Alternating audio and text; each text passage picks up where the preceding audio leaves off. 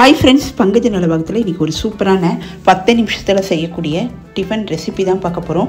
First time channel பார்க்குறவங்க மறக்காமல் சேனலை சப்ஸ்கிரைப் பண்ணிக்கோங்க. இந்த ரெசிபி பண்ணுறதுக்கு முதல்ல ஒரு கடாய் எடுத்துக்கலாம். இதில் கொஞ்சமாக எண்ணெய் விட்டுக்கலாம். இதுக்கு எண்ணெய் அதிகமாக செலவு இல்லை. ரொம்ப ஹெல்த்தியான ஒரு பிரேக்ஃபாஸ்ட்டு, டின்னர் எப்படி வேணால் சொல்லலாம். கடுகு, உளுத்தம்பருப்பு தாளிச்சிடலாம். 1/4 டீஸ்பூன் கடுகு, 1/4 டீஸ்பூன் உளுத்தம்பருப்பு.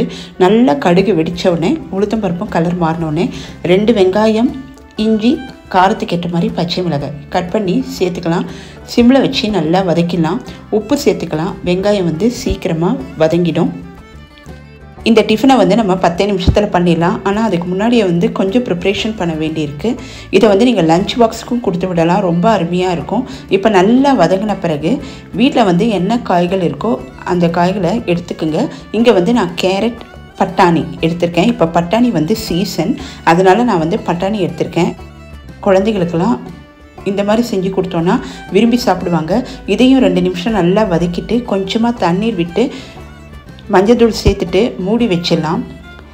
3 to 4 மினிட்ஸ்க்குள்ளே நல்லா வெந்துடும். ஏன்னா நம்ம காய்களை சின்ன சின்னதாக கட் பண்ணி வச்சுருக்கோம். அதனால் கேரட்டும் பட்டாணியும் ஈஸியாக வெந்துடும். உங்களுக்கு உருளைக்கிழங்கு சேர்க்கணுன்னாலும் இந்த இடத்துல சேர்த்துக்கலாம். குழந்தைங்களுக்கு ரொம்பவும் பிடிக்கும். இப்போ நல்லா மிக்ஸ் பண்ணிவிட்டு ஒரு மூடி போட்டு விட்டுலாம். 5 to 6 நிமிஷத்தில் காய்கள் நல்லா வெந்துடும். இப்போ நல்லா வெந்திருக்கு. இந்த இடத்துல நான் கொண்டைக்கடலை ஒரு 1/2 கப்பு சேர்த்துக்கிறேன். இது நான் நேற்றே ஊற வச்சு தனியாக குக்கரில் வேக வச்சுட்டேன். இப்போ நல்லா வெந்திருக்கு, அதனால் இதோட சேர்த்துக்கிறேன். இப்போ நம்ம 1 கப்பு சம்பா ரவை சேர்த்துக்கலாம். சேர்த்துட்டு சிம்மில் வச்சுட்டு 2 to 3 நிமிஷம் நல்லா இந்த மாதிரி வதக்கிடலாம். இந்த மாதிரி வதக்கும்போது சம்பா ரவை ரொம்ப டேஸ்ட்டாக இருக்கும். 1 கப்புக்கு 3 கப்பு தண்ணீர் விட்டுக்கலாம். அப்போ தான் இந்த உப்புமாவும் நல்லா வேகும். சாப்பிடும்போது நல்லா உதிரி உதிரியாகவும் இருக்கும். நேரம் ஆனாலும் ரொம்ப கெட்டிப்படாது, ரொம்ப டேஸ்ட்டாக இருக்கும். இந்த 3 கப்பு தண்ணீரில் கொண்டைக்கடலை வேக வைத்த தண்ணீரையும் இதோடு சேர்த்துக்கிறேன்.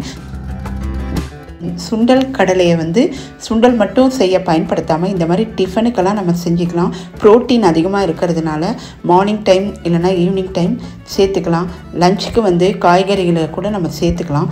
இப்போ நம்ம சூப்பராக உப்புமா இங்கே தயாராகிடுச்சு பாருங்கள். நல்லா உதிரி உதிரியாக நல்லா சூப்பரான சம்பா ரவை உப்புமா. நல்லா வெஜிடபிள்ஸ் எல்லாம் சேர்த்து செஞ்சதுனால பார்க்குறதுக்கும் நல்லா கலர்ஃபுல்லாக இருக்குது. இதுக்கு தேங்காய் சட்னி, சாம்பார் எது வேணாலும் ரொம்ப நல்லாயிருக்கும். தக்காளி சட்னி வச்சும் சாப்பிட்லாம். எல்லா ரெசிபியுமே நம்ம சேனலில் இருக்குது, செக் பண்ணிக்கோங்க. இந்த வீடியோ பிடிச்சிருந்தா லைக் பண்ணுங்கள். இன்னொரு வீடியோவில் மீட் பண்ணுறேன்.